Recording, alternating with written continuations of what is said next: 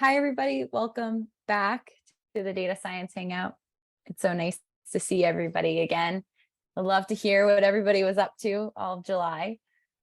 But it was so awesome to be able to meet so many of you at the RStudio conference last week too, and being able to put a face to the name. If you're joining for the first time, I see in the chat already that a few people are. Welcome to the Hangout. I'm Rachel, and it's great to meet you. If this is your first Hangout, this is an open space for the whole data science community to connect and chat about data science leadership, questions you're facing, and what's really going on in the world of data science. And the sessions are all recorded and shared to the RStudio YouTube, as well as the Data Science Hangout site. So you can always go back and rewatch or find helpful resources there too. I'll add up here first that we do also have a LinkedIn group for the Hangout. So if you do ever want to continue a conversation, you can go there as well. Tyler or Hannah can share it in the chat for me too. Together, we're all here and dedicated to providing an inclusive and open environment for everyone. We love when everybody can participate and we can hear from everyone. So there's 3 ways that you can ask questions today. If this is your first time, so you can jump in by raising your hand on Zoom. You can put questions in the Zoom chat and just put a little star next to your question if you want me to read it out loud instead, if you're maybe in like a loud coffee shop or your dog's barking or something. And then third, we also have a Slido link where you can ask questions anonymously too. And I see Tyler just shared that right as I said it. Just like to reiterate, we love to hear from everyone, no matter your level of experience or industry that you work in as well. But today I'm so excited to be back with y'all and to be joined by my co-host, who I just got to meet in person last week, Lindsey Dietz, a stress testing production function lead at the Federal Reserve Bank of Minneapolis. And Lindsay, I'd love to turn it over to you and have you introduce yourself and maybe share a little bit about the work that you do. Sure. Thanks, Rachel. Rachel, I think we actually maybe met in 2020, but I know no one remembers the time before the pandemic. Yes, so in San Fran. In San Fran, possibly. But no, really appreciate all of the help that you've provided in helping to share some of our open postings and all of that in the last year. And it was great to meet you in person as well as many of the other folks who've done data science hangouts over the past year. So I'm Lindsey Dietz. I am currently essentially a data science quant manager within the Federal Reserve Bank of Minneapolis. For those of you who aren't familiar with the Federal Reserve System, although I'm guessing a lot of you have heard things about our chairman, Jay Powell. Basically, the Federal Reserve System is 13 separate entities. So there's a board of governors in Washington, D.C., which was nice. I got to see a lot of colleagues at the conference last week as well. And then there are 12 separate individual reserve banks. So I'm in the one in Minneapolis, which covers the 9th district. Although the work that I do is very national in nature. I work on what's called the large bank stress test, which essentially is a way to see how banks would do under a severe recessionary situation. So we have a set of internal models that we use to sort of assess their performance and look at outcomes of that test, and is published on an annual basis, except for in 2020, which we got to do it twice. So there are 2 publications from that year, which I'm sure all of you can relate to, having maybe twice as much work in 2020, even though things had changed a lot. So my background is that I have a sort of math, stats upbringing, undergrad, and a little bit of grad school, and then started work in finance. Decided that I wanted to be a professor. So I went back for a PhD in statistics. About halfway through, I realized, what I'm really enjoying the most is sort of the consulting aspects of the work. and that, I get to apply all these like statistical concepts in different fields. And for me, that, most interesting space was finance and economics at the time. And so I had some connections with Federal Reserve Bank of Minneapolis. It was a really great fit as sort of a, research institution, but also a place where I could, do this kind of applied statistics work that I was interested in. So I had joined a group that does something called validation, which is basically looking at financial models in sort of a way that sort of a journal reviewer would look at a journal article submitted, like what, have they met the assumptions of the methods that they're looking at? Have they implemented things correctly? Are there, holes sort of in the logic? So I worked in that space for about 3 years. And then about 3 years ago, I switched over to this implementation and analytics work, which essentially looks like putting our models into code, production quality code, and then developing analytics to tell stories around the outcomes or the data, so that our policymakers can make good decisions and have sort of useful economic stories to tell around the outcomes of the stress testing exercise. So that is a little bit about myself. Right now I have sort of jointly managing a team of about 12 quants data scientists that work across all of these different financial models.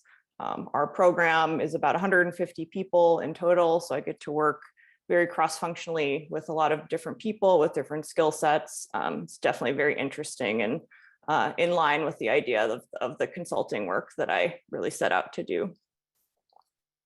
That's great. Thanks, Lindsay. As we wait for questions to come in from everyone, I'm curious, what's something that you're most excited about right now with regards to data science?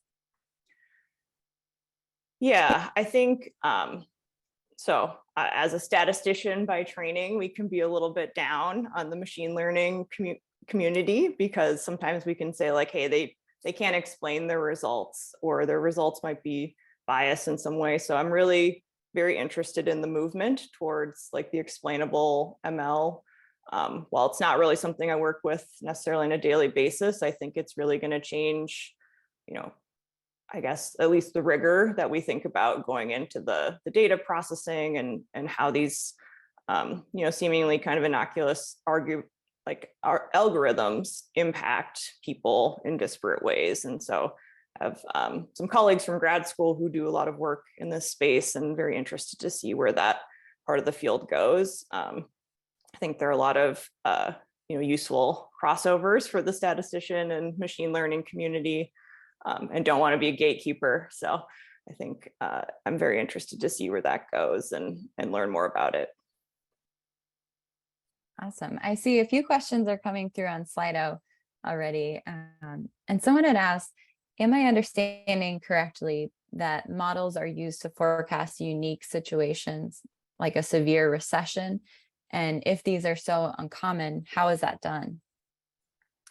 Sure. So I should have maybe given a broader explanation. So essentially the Federal Reserve has a group that will develop these scenarios, which basically consist of several variables. So you can think of things like unemployment rate or treasury yield curves being part of that set of variables.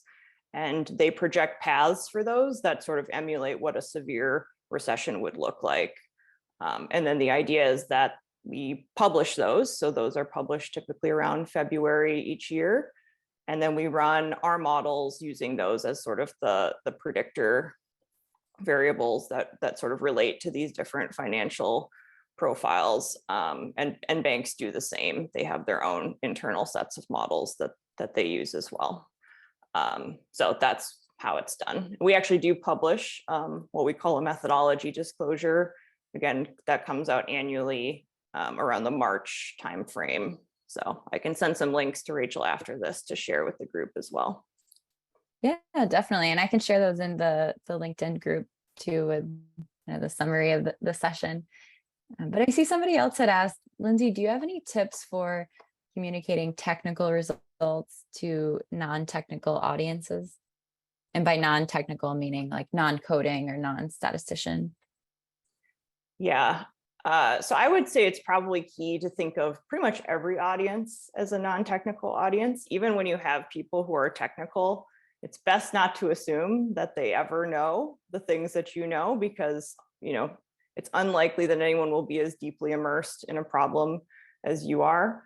And in some sense, it can almost be worse if you have a technical person and you're like, well, why don't you understand this? Because then they may feel a little bit hurt by that. But I would say it can be hard, but the biggest thing is focusing on the impact of the output first. So I like to tell my team that, people, what you might think is like a smallest piece of work is something that someone else is going to think is sort of magic. Like just telling someone earlier today, they were talking about all the coding stuff they had done. And I'm like, the thing that's going to really impress people is that you just generated this automated piece of documentation from your code, basically for free. It took you 5 minutes, but that's like the magic piece. I remember someone at our studio conference talking about like minimizing time to magic, and that kind of thing is what really is like the impact driver for most people. So really focusing on the impact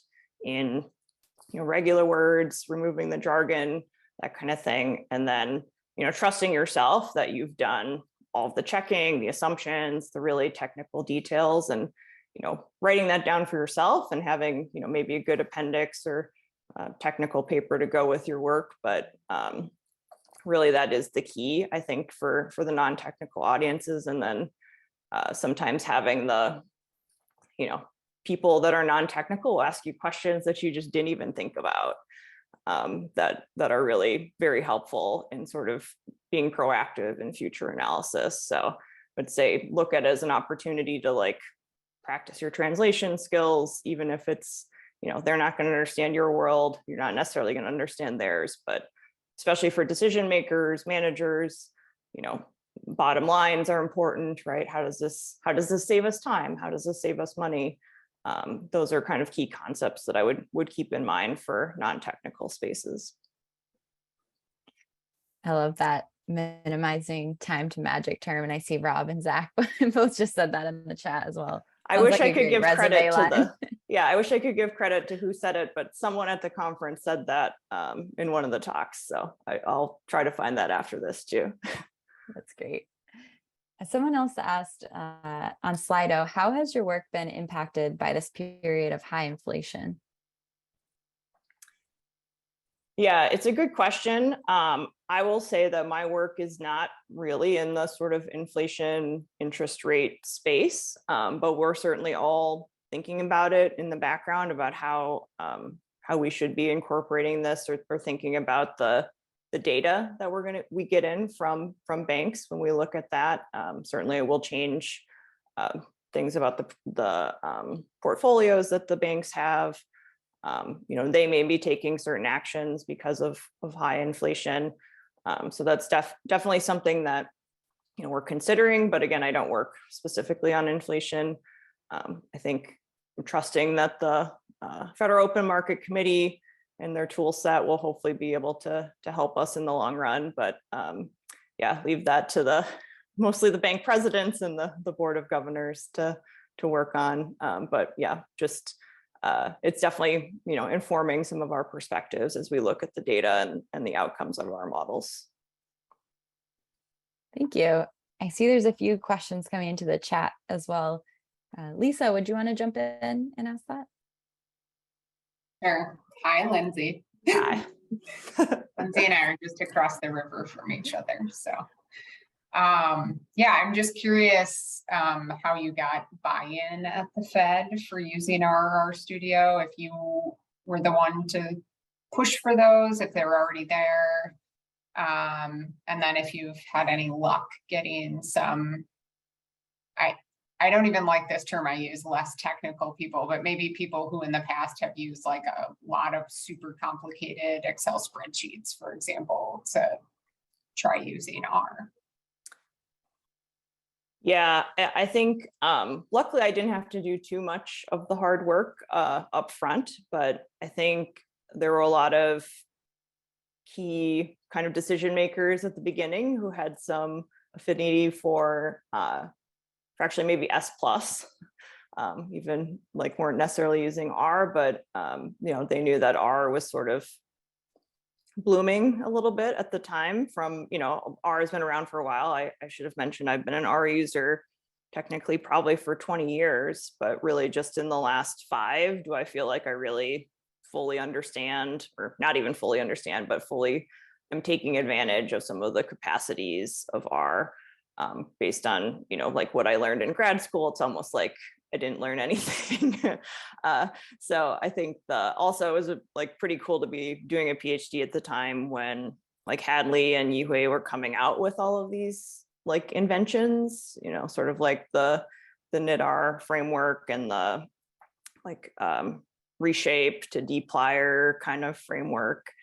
But I think, you know, what was nice about the place that we were in was it wasn't necessarily people using Excel, but more just like people using other statistical software packages. And I think for our work, we needed to really centralize and unify, like, so that we could standardize code and we could all run each other's code. So we couldn't choose, you know, multiple different languages necessarily to do that.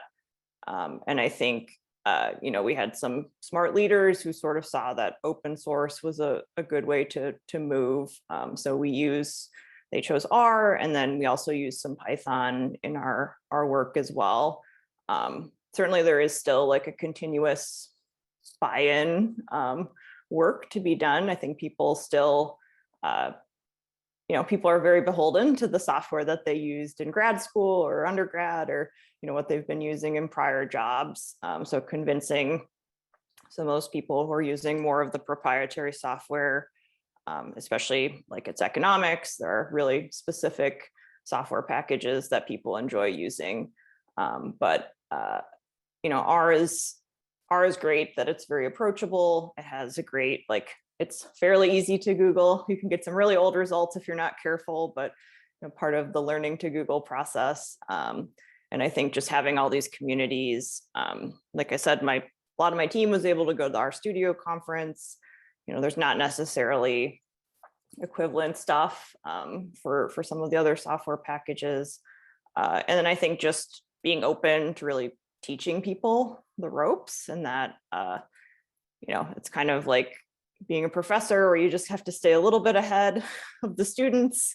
So I like, you know, some of the work to try to turn things into packages within our framework. I'll go run and do a little bit. And then I've had a lot of success getting our interns to work on, you know, to sort of front run some of this so that we have a framework to give our team, has been very helpful. But I think, you know, people are pretty open to just using the tools that make the most sense. And it's, you know, it's nice to have the access to the packages and all of the code in them, just in case there are things that we need to modify for some reason for our purposes. And definitely the open source framework makes it a lot easier for us to utilize a lot of those tools. Great. And I see there's a bunch of questions coming in, both Slido and in the chat. But Zach, I see you asked a question, and also if people feel comfortable introducing yourselves, I know it's been a long time since, well, a month since we've all been together. But Zach, do you want to jump in? Yeah. Hi, everyone. My name is Zach Garland. I am super jealous that everyone has RStudio comp stories. I couldn't make it this year. I do see that it's supposed to be in Disneyland next year, so I would definitely like to be there, and I'll probably try my very, very hardest to be there. I feel like it would be like a super fun place because then you got amusement parks and code, and that's all good stuff. But anyways, I work with the Economics Institute, and so it's very related in ways to things that you focus on. I was curious, what are some of the most interesting data trends that are new or anomalies that happened after COVID? Sure. So I should have said this at the beginning, but I'll say it now, that these are all my views and do not reflect the views of my Federal Reserve Bank of Minneapolis or Federal Reserve System. But I think definitely one thing that has been very interesting about this time that makes it sort of different from the maybe 2008 to 2010 financial crisis, which a lot of people probably remember, was there was just like an unprecedented amount of government support in this COVID timeframe.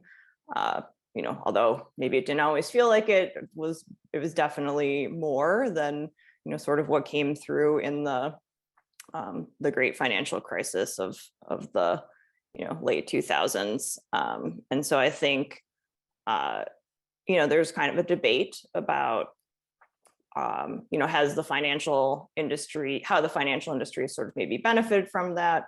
Would they been at in the same position without that sort of government support? Because even though it went directly to consumers or individual Americans, a lot of the behavior of people during that time was either they had to use it right away or they had to put it back in. They just put it back in their deposit account, basically. And so that's been very interesting. People have referred to the COVID timeframe in some ways as like a K-shaped recession, where some people really weren't that affected and others were just really drastically affected. So I think that kind of mechanic is very interesting. And also just like the, maybe the co-movement of different macroeconomic variables that had been observed in maybe more traditional recessions were just not necessarily the same during this COVID timeframe. So I think, there's a lot of, supply chain issues that are affecting things and maybe changing the price structures that we wouldn't have seen in other kinds of recessions. So for example, people may have noticed like the used car market is kind of been sort of insane. I think I could sell my car back to the dealer 6 years later and they would give me maybe more than I paid for it.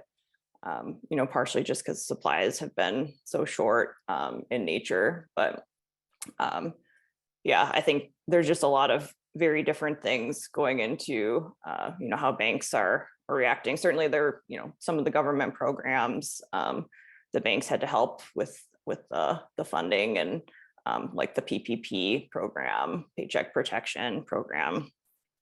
So that resulted in some interesting data, which like I can't say too much specifically about the data, but those are maybe some interesting anomalies that I've seen. Awesome. Thank you. Thanks, Lindsay. I see Sam asked a question. Is your team using Shiny today?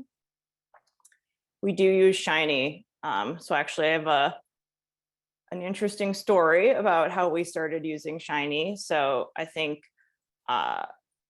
in 2020, when we're, all working from home and we're sort of running a crazy amount of stuff, just to better understand, the early impacts of the COVID pandemic, basically because our time frame when we really run the stress test is basically April through June.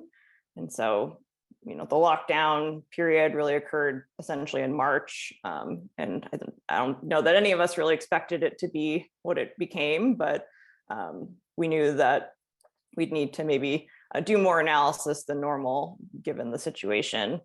And I think a lot of us, there were tools in this case in Excel, in other spaces for these sort of key analytics. And a group of us were just like, we just can't deal with this. We can't like make constant updates to these Excel spreadsheets. And so basically we got kind of a little bit of white space for a couple of weeks. And I think 3 or 4 of us just sat down and said, let's just try to build these things out as Shiny tools.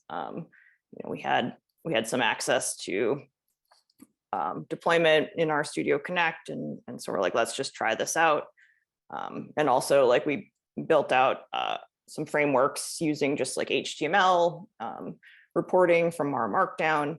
And, we put together what's probably the basis of the set of analytics that we still utilize. And so some of those are Shiny, some of those are still in HTML from our markdown files, but like I think there was a talk actually in 2020 that inspired me to do the shift things to HTML. And then like that the next step is very easy to convert something like that to Shiny once you sort of have the framework laid out in our markdown.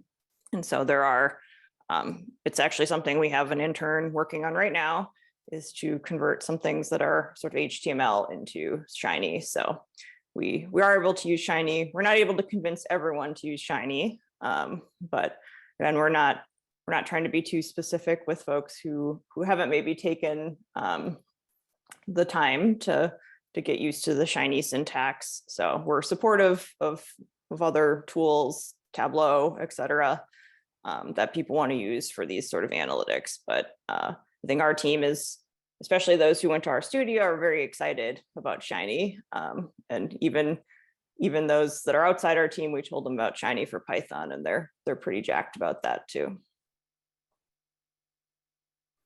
Cool, thank you. Because you just mentioned your intern working on that Shiny app too. I see, Mike, you had a question on the interns working there. Do you want to jump in? Yeah, nice to see you. I'm Mike Smith at Pfizer.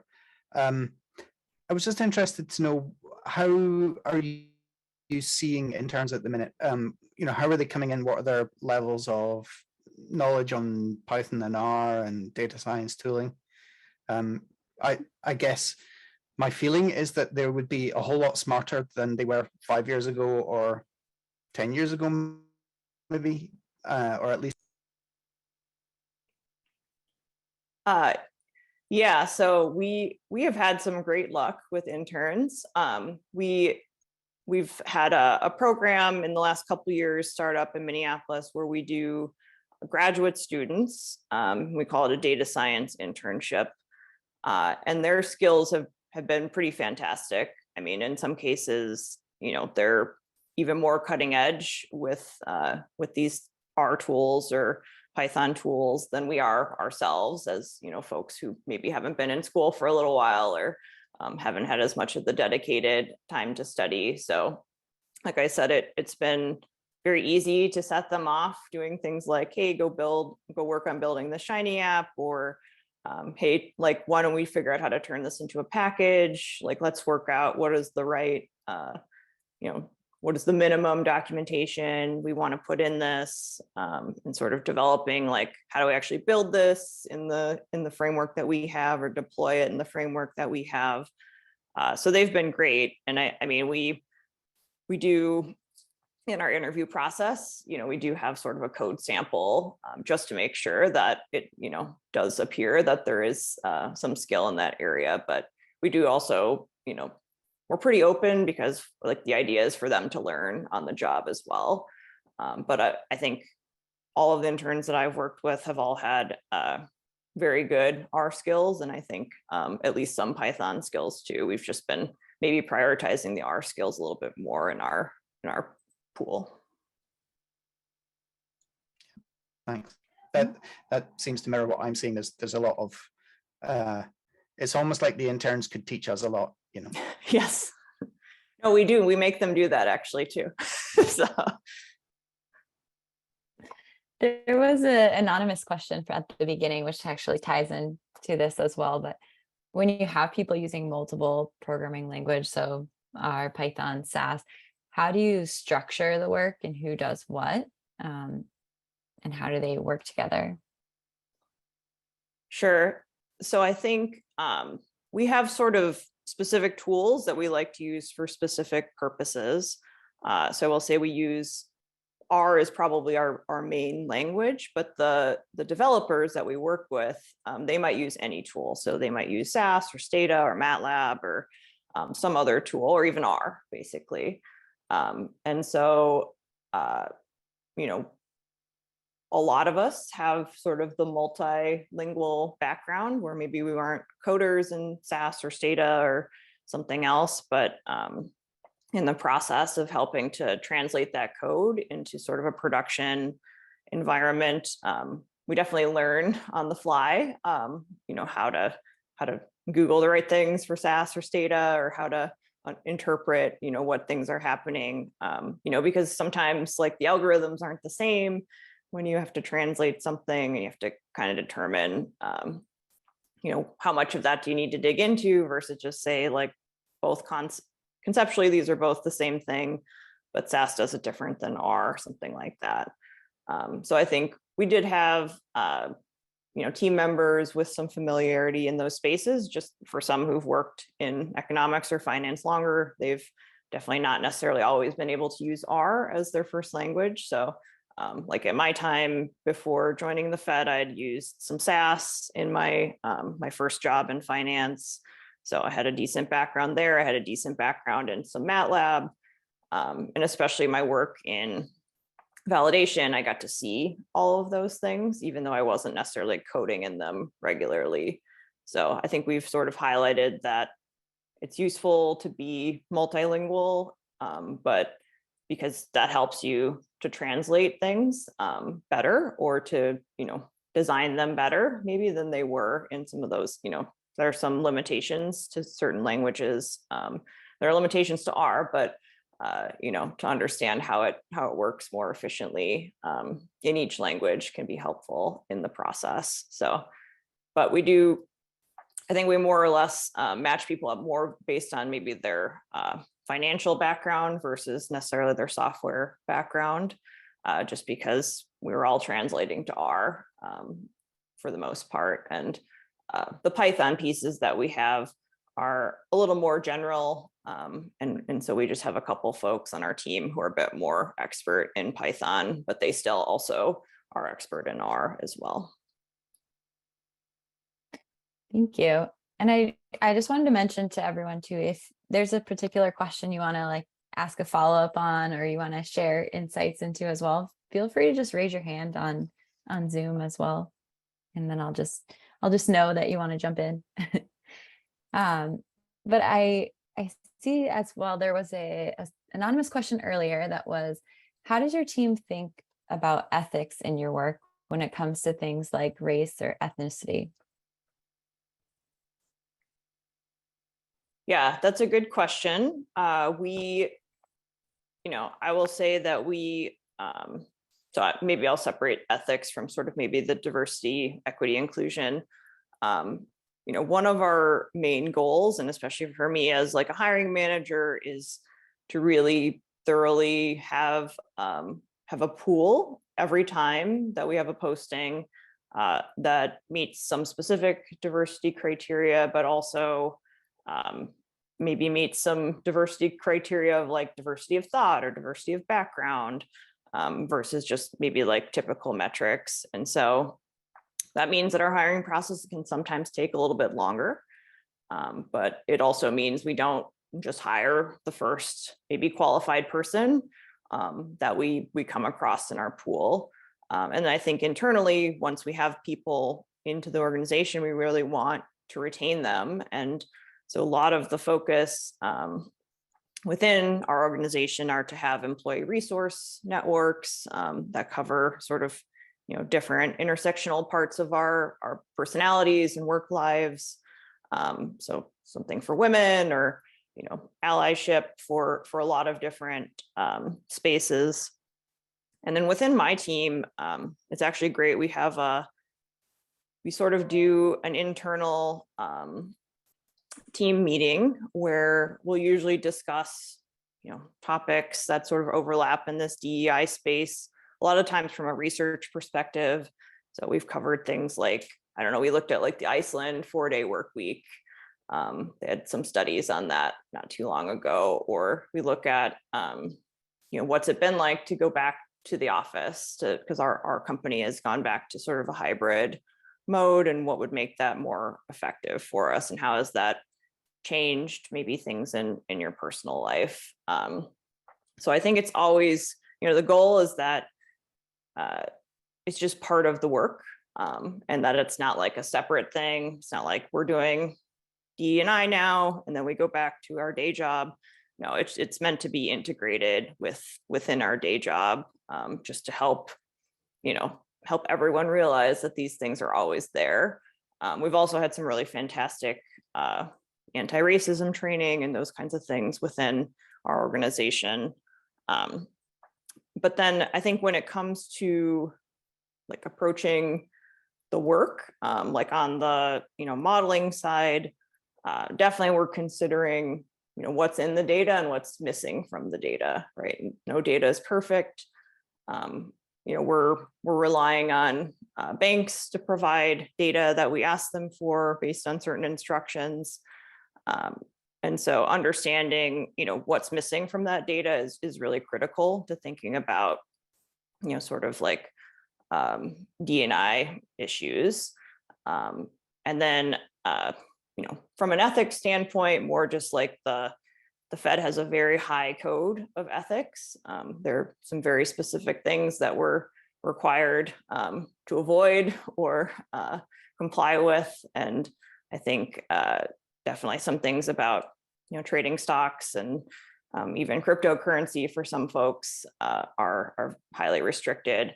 But I think we do hold ourselves to as high of a standard as we can, even outside of that sort of ethical code of conduct that we have internally. Thanks, Lindsay. I see Jonathan had asked in the chat and said just for me to read it out loud, but it was, what platforms and fun data set projects did you use to learn or enhance your R programming skills in your free time? Yeah, so I think there was a conference maybe that I attended probably like 5 years ago, a Women in Statistics and Data Science conference. And that was like the first place I'd learned about R ladies. And I think, one other person from the Minneapolis area who attended with me, she was really inspired and decided to like take it on and start up our local chapter again, which had been a little bit defunct for a while. And I think just going to some of those meetups is where I was really inspired to learn, like the tidyverse. It's very safe space. Like I think we had some great contributors who were able to give good, just really beginner overviews of some of these topics. And then, we've had pretty consistent, although we've taken a little bit of a summer break, but pretty consistent talks and always learn something in R ladies. So that's been a really useful way for me to do things, just to use those sort of materials that people put together in the course of those kinds of meetups. I've also enjoyed just like the Twitter community around R stats. So I don't always, I feel like I kind of know what's going on, even if I don't always like dive into something, but like the emergence of this penguins data set, like in every example, I've been sort of following that recently. And it was even like a highlight of the sort of OpenScapes Quarto talk, which I thought was very, very cool. And I think just, trying to immerse myself a little bit more into the community. But, sometimes, if I just want to learn a package or something like that, I'll just kind of dive into the page documentation. Usually people put pretty good little data examples. I've also had some good luck taking, Coursera's that have good kind of R examples as the basis for maybe learning a new topic. But yeah, it's just great that there's so much free material. The Book Down package has made it possible that almost everyone publishes their books now on open source, basically, if you don't want to get the hard copy. And so I think just, copying and pasting from Stack Overflow can sometimes be the first step in any good learning data analysis project. Absolutely. And I shared some upcoming R ladies meetups and then our user groups in the chat as well. When you sort through them like that on Meetup, you can see all of them all over the world. But I also wanted to ask everybody in the chat too, on that topic of like, I know you mentioned the penguin data set, but does anybody have like certain data sets that you use for like business examples? Like if you were making the case to your leadership, I've been looking for just like good play data sets that are like a real business example. if you wouldn't mind sharing those in the chat, that would be awesome. I see there are lots of other questions from earlier. Let me go up here. Actually, Michael, you had your hand raised. Do you want to jump in? Sure, I can jump in. Hi, Lindsay. I'm at the data science consulting firm Catchbrook Analytics, and we work with a ton of banks and lending institutions. So this is really right up my alley. I appreciate you coming on here today. My question for you was, with stress testing in particular, which is an area that we work in quite a bit, and developing those models, having some trouble lately with the sort of new approaches that we have and new tools that we have for Bayesian modeling that allow us to give more of a probabilistic output, which sort of feels more like a stress testing-y type place to have those models, as opposed to deterministic models that just say, hey, this is exactly what's going to happen next year. Here's your point estimate. Have had mixed experience sort of getting buy-in for Bayesian models. I don't know if you use any Bayesian methods in your work at all, and if so, do you have any words of wisdom for getting buy-in on those? Yeah, so I would say I don't use any specifically right now, but what I like to say maybe as a selling point for Bayesian models that maybe people don't think about, because a lot of people are used to frequentist or likelihood, or just maybe haven't had a course in Bayesian approaches. And this is something that my partner told me once, is that Bayesians are just much more explicit about the assumptions that are present in their models. So sometimes I think we think we're getting things for free when we fit frequentist style models or likelihood-based methods. And people can be uncomfortable with the idea of like, oh, the prior changed and therefore the output changed. And I think, I actually think like the, credible intervals being like an actual probability, having an actual probabilistic interpretation is much stronger than sort of the idea of confidence intervals, but a lot of people just don't understand maybe the subtle differences. So I think, what also people could be afraid of in Bayesian models sometimes is the, how long does it take to actually run this kind of situation, which I think there are a lot of tools now that, can allow you to take, much shorter paths to get to an answer. But I would just say that like it maybe can be great in certain cases, like where you have very little data and you really have to make an assumption, right? So I like to, I think I like to think about like maybe HR cases where you're trying to determine, are we meeting sort of our diversity goals, but there are only like 5 people in this group, right? Can we really make a good assessment using like a frequentist analysis to say like, well, one out of the 5 people, so we're at 20%, but in that case, it could be useful to think about like, well, what's a Bayesian approach to this, which is that like maybe we make some assumption that we're either hitting our criteria or not hitting our criteria, and then let the data do a little bit of informing of that, updating of that assumption.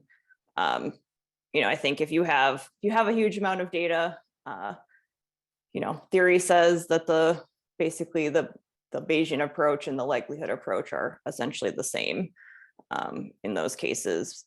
So that's maybe not the case where you'd want to make your sort of argument, but certainly in the small data cases, or I think there are definitely tools for different kinds of time series, or been reading a little bit about this like Google time series method that relies on Bayesian stuff, or Bayesian like, model selection criterions that, there's definitely ways to make arguments about perhaps how much better those methods do just from a prediction performance. So maybe it's more too about like, what are the metrics people really care about?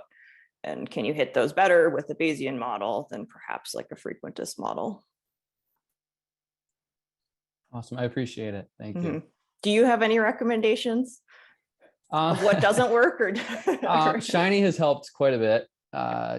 Building a Shiny app that shows those probabilistic simulations, teaching people what a histogram is a good place to start for me. And that's you know, most of the population does not know what a histogram is, even a lot of people that I work with in risk management, which is interesting. But yeah, no, I would say that the places you made great points about when it might be appropriate and when it isn't appropriate. And obviously, if you have plenty of data, you know, you shouldn't need to employ a Bayesian model. But we see some portions of credit portfolios, some segments of those portfolios that have never had a default event. So if someone's trying to predict probability of default, take a frequentist approach, it's going to be 0. But there's not really a 0% chance that, you know, no loan in that segment of the portfolio will ever default. So that's sort of where I think priors can help quite a bit. Definitely. Thanks, Thank Michael. you. Brian, I see you have your hand raised, and I think it might be for this topic too. You want to jump in? Yeah, sure. So there is a whole new world coming out for stress testing called CECL, which is a probabilistic method. So right now it's semi-deterministic, where they come up with scenarios and you have to model out, okay, inflation goes to this, unemployment goes to that, blah, blah, blah, model your portfolio, spit it out. I worked on Solvency II, which is an European version of it, far more sophisticated and advanced because it's 100% stochastic. So in the insurance industry, it's all Bayesian type. You say our portfolio of losses is a log normal distribution with these parameters. Here is the fit that proves it out. And then you begin to do all sorts of stochastic sampling and everything else. I also worked in the area of natural catastrophe risk, where you're looking at, you know, a magnitude 9 earthquake hasn't happened yet, but we know it will. And what is the probability of it? And what does that distribution look like? And you get into extreme value theory. So short answer, it's coming down the pike for banking because of the switch in framework. Insurance industry has been doing it 10 to 15 years. You could almost say 20 if you go back to the early days of the UK when I worked over there. So lots of opportunity to harness something like the power of R, where you can generate hundreds of thousands of simulations in seconds, versus I'll say 20 years ago, people were doing that in Excel. And they're lucky if they got through it. Thanks, Brian. Yeah. Let me jump over to Mike. I see you asked a question around packages, and Federica, you also asked about what packages are used. So Lindsay would love to hear what are some of your favorite packages that are used, and Mike asked specifically, how do you utilize the FredR package? Yeah, so favorite packages. So I said this in a Twitter thread, so I'll repeat it here. Stats, obviously, we're part of the stats is part of the base load of R, very important. But kidding aside, so dplyr, very important for, you know, I think a lot of the work we're doing is data processing to get, you know, before we get to the modeling part. So dplyr, you know, still work a lot, you know, visualization, ggplot2, and then sometimes adding plotly to ggplot2, or have tried out a little bit with HighCharter, which is pretty neat as well for sort of the interactive visualization. I don't know where it's gone, but I think it's still out there. The dtplyr package, I really liked as having sort of the interface, dplyr kind of interface to the data table package, because I have a hard time with the data table syntax just on my own. But I liked having that interface and have used that before as well, just to make handling some of the big data a little bit easier. Let's see what other common ones. Well, certainly Shiny and R Markdown for some of the reporting tools. Let's see if there's anything new and fancy that I've tried out. I mean, I think after the RStudio conference, everyone really wants to try out Quarto. We're trying to get some installs of the newer version of RStudio to try some of that stuff out. You know, it's a little bit challenging sometimes when you don't have admin rights to your computer to do some of these things, but I think a lot of us have downloaded on our home computer and tried them out. Yeah, I would say those are sort of boring answers, and I don't have anything maybe revolutionary because probably a lot of people on this call use some of those similar packages for their everyday life. But I mean, dplyr is just sort of game changing. You know, I don't really know SQL very well because I just select all and then do the processing in R basically when I have access to a package like dplyr. So that's been really helpful. Awesome, thank you. There was a Oh, question. no, sorry, I didn't answer the second part. Sorry, the Fred. Somebody asked Oh, about yeah. Fred. So Fred is this big like open source data endeavor by Federal Reserve Bank of St. Louis, but is a very common source for a lot of economics data. They do have like an API, and I think there are actually multiple R packages that can connect to that. Some of it is a little bit weird. You kind of have to have these string IDs that connect you to a certain data series, but I haven't used FredR too much in work, but I've used it as sort of like presentation example.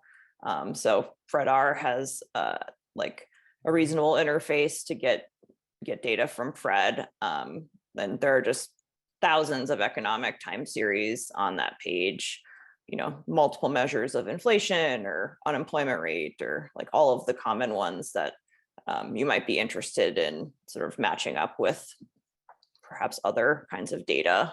So that's a very comprehensive set of data. I assume the Bureau of Labor Statistics may have something similar, but I have not. I'm guessing there might be a BLS-R kind of package somewhere floating out there, but I haven't tried that. But I think those are maybe two good sources for like government style statistics. Great, thank you. Yeah, and if other people have packages to share, feel free to put them in the chat too. Oh, thanks, Ben. I think that's the BLS package. Perfect. There is a question earlier, and I might need help with some of the acronyms here, but it is for Monte Carlo based simulation for VAR/stress testing. Do you predominantly use STAN or also use newer PPL, which I just asked is probabilistic programming language tools for your production grade code? So I can read that again. Or you got it? Yeah, I got it. I think the VAR here is probably meaning value at risk. So I would say I probably can't get into too much detail, but we use R. If we need to do a simulation, we code that up appropriately.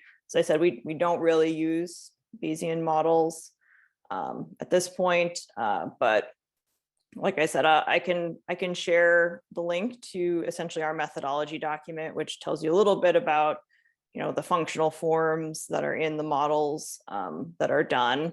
But as people sort of noted, like there are estimation components, and then the scenario component is essentially deterministic in that there is a specific scenario that runs through the model and produces a set of sort of projections over a certain horizon. So yeah, I don't know what the PPL tools are, so I would be interested to know if anyone wants to volunteer, like what those tools might look like.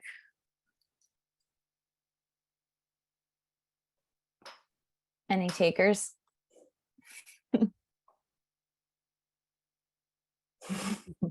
Feel free to put it in the chat too. Yeah, Robert would love to explain it. Let's see. So I know we're getting to the top of the hour. I want to make sure I haven't missed questions in here. I see June, you had asked a question with the little star next to it, so I'll read it. Could you tell us what are the key variables that banks report for your stress assessment? Sure. So there are, again, this is public information, so I'm not giving away any secrets. there are instructions that we put out to the world, although I don't know that many people would read them outside of bankers or maybe consultants that work with bankers. They're a long read so it covers just a number of characteristics about their portfolio. So for stress testing specifically, there are some data sets that are required on a monthly basis. So those are like loan level portfolios. So you can think of like credit card portfolio or mortgage portfolio. There's data that's required quarterly. So that includes, a lot of other information on their trading book or counterparties or something called operational risk losses, and also things like wholesale losses or wholesale portfolios. And then there's annual data that is really specific for the stress test that's run annually. So information about like their capital planning, how they plan to distribute things.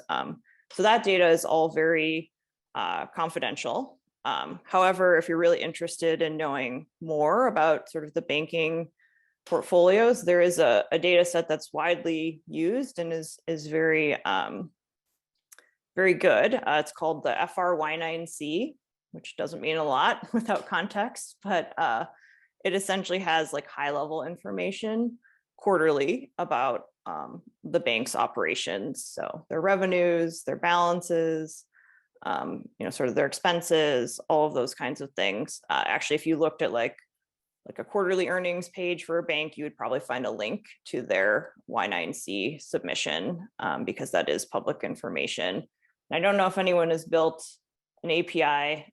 Definitely there are sites that have PDFs or Excel documents of these things, but I can send a link to or I'll just type that it's called the FRY9C in the chat in case any of you want to look it up. Can be a very good sort of top-down way to look at, maybe the differences and better understand like where different kinds of banks are making their markets. Great, thank you. I just want to say if there are a lot of questions, so if anybody has a question that wasn't asked yet and you want to raise your hand on Zoom so that I know I can call on you next. But one that was asked earlier is something that comes up a lot is the benefit of advanced education or PhDs in industry. Do you feel it was beneficial to go back to grad school? It was beneficial, but not in the way that I had intended it to be, which, like I said at the very beginning, my thought was I want to be a professor, and this is the only way to do that. I think there are probably other ways I could have gotten to this stage in my career, and I would say definitely going to grad school is not recommended for the faint of heart, or it's not like a thing to do when you don't know what to do, because you definitely should be confident that you want to do it. But I think sometimes like the things that have really benefited me from especially doing a PhD are, learning how to think, learning how to connect like really high level concepts. Like I don't know every tool in the sort of econometrics toolkit, but having learned some very general ways to think about modeling and statistics helped me zoom in much quicker when I need to learn those kinds of things. And I think just, there's a lot of opportunities to talk about research, both in a very technical way, but then also in a pretty non-technical way, and working on like your presentation skills in that way. I will say like, I didn't learn that much about being a manager or being a leader in grad school. And those are things that, I've had to rely on other life experiences to teach me and work on directly. So just want to, not give that implication that if you go get a PhD, you become a manager. Definitely those are sort of separate skill sets for the most part, but working in real life, kind of outside of grad school, I think a lot of the skills have been transferable. Just learning how to solve problems in general is a skill that's very transferable. And I think sometimes maybe I have too much of a logical view of the world, like because of grad school, or luckily I have a very nerdy partner and we can exchange statistics jokes or talk about probability spaces with measure zero and understand what each of us means. But yeah, I mean, I think I wouldn't have not done it in sort of the counterfactual case, but there are multiple ways to get, to achieve this path. And not even going to grad school works for a lot of people, just because of all the tools we have available.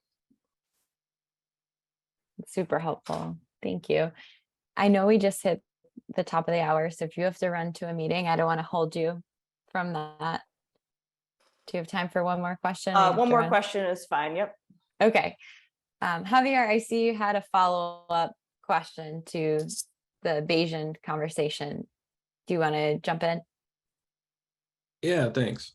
And I joined late, so apologies if you already covered this, Lindsay. But I used to work with a lot of like PhD statisticians and actuaries that were very fond of sort of the core stand packages for Bayesian modeling. And I know that over the last few years, tidy models has really kind of, allowed you to tap into those engines and whatnot. I'm just curious if in practice you have kind of, started to take on more of the tidy models approach, tapping into those Bayesian engines and algos, or if you're still using sort of the, core standalone framework like RStan or RStan ARM or something like that.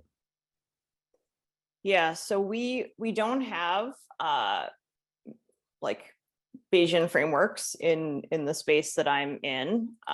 I think people though are learning about tidy models and how we can apply those. I think certainly people were inspired by the the idea of like recipes and those kinds of things that come with kind of the tidy models framework. But right now, I mean, I think I've used RStan a little bit in my maybe dissertation work, but have not, and would be very interested to know that I am interested to know that there are newer, better frameworks than sort of the old stuff, because it is definitely an intellectual curiosity for me as well to work in that like new like RStan framework. I don't know if my professors would be okay with it, but no, sometimes they're a little bit purist on the MCMC methods, but versus the STAN method, but some of us have to get the work done in a timely fashion.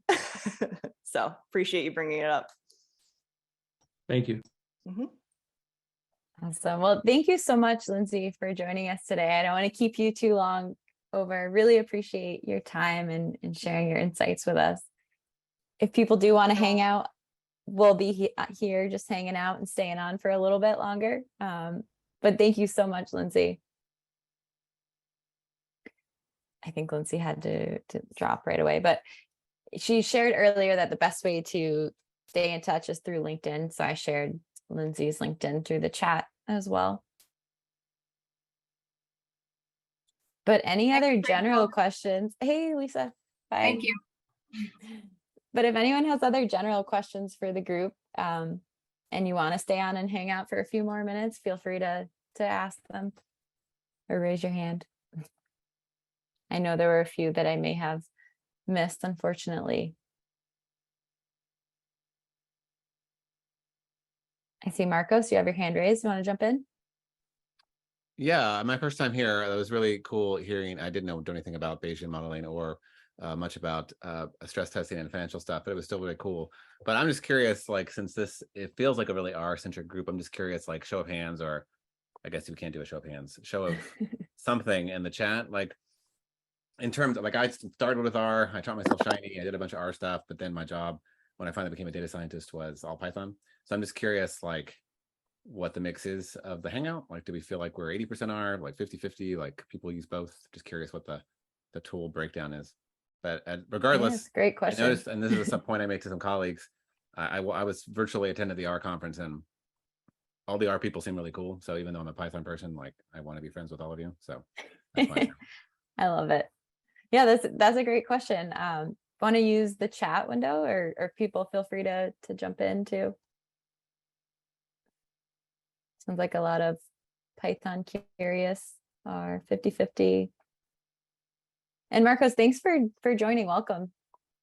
Did you find out about conference? Your talk, because I watched your talk at our studio, and I thought there's a data science hangout. Actually, I might have been in the Discord. I was like, "What's data science hangout?" I think it was the Discord for your talk. That's great. Thank and I'm you. like, Thanks for coming to my so talk. I think one of my colleagues might join at some point. Another data scientist over at Carmex may come. I shared the word at work as well. That's great. Thank you. If anybody wants to share it with colleagues, I just put the short link to add it to your calendar too. But thank you all so much for joining. Any other general questions for the group, or does anyone want to jump in and give some feedback to Can I Marcos ask as well? Marcos a question, actually? Yeah. Sure. I'm just curious, Marcos, when you're, well, in your specific role or your team's function, are you all working more on back-end type work, or are you regularly teaming with stakeholders and sort of like communicating data insights and, dashboards or something like that? It's the data flows up, but usually not directly. So I work in pricing systems, so we're like on the team that go to carmex.com and /sell your car. Like you're getting an offer on your car, no surprise, there's algorithms behind that. That's what my team does. So it is integrated in terms of like some productionalization and the actual machine learning, but we're not really building a lot. There are people on my team that do like reports on like profitability or whatever, but that's not really my function. I focus more on the algorithms and the systems, but happy to touch base if you want to learn more. Thanks. Well, thank you all so much for joining. If I don't want anyone to feel like you have to stay around if you're getting ready to leave, but if you do want to stay around and hang out, feel free to just keep jumping in and asking questions or connecting with each other. But thank you all so much for joining. Thanks, Rachel. Brian said he's happy to answer any stress testing questions. So we'll put you on the spot, Brian. Sure. I was a professional model validator independently in the UK for stress testing. So if anybody has any questions on that, I wrote papers and documents to push back against the Central Bank of England and the Central Bank of Ireland, who were regulators at the time. So and studied a lot of the banking CCAR. It's not that different.